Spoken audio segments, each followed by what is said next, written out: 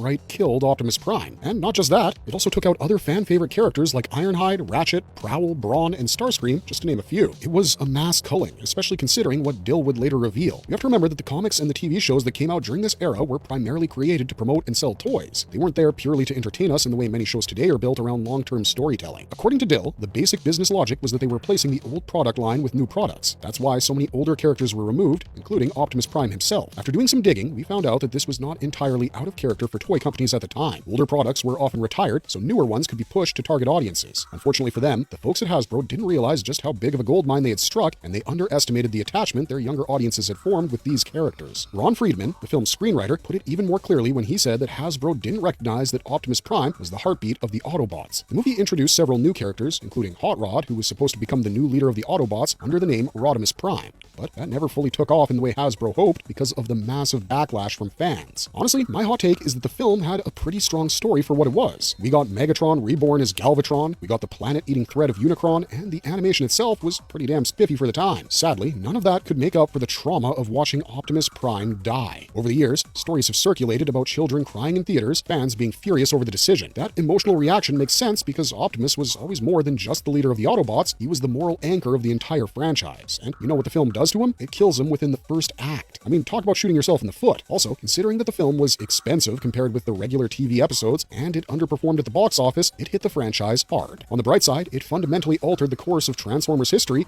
because it became clear that Optimus was never going to be replaced easily. Eventually, he was brought back to life in the animated series, but by that point, the damage had been done. Optimus.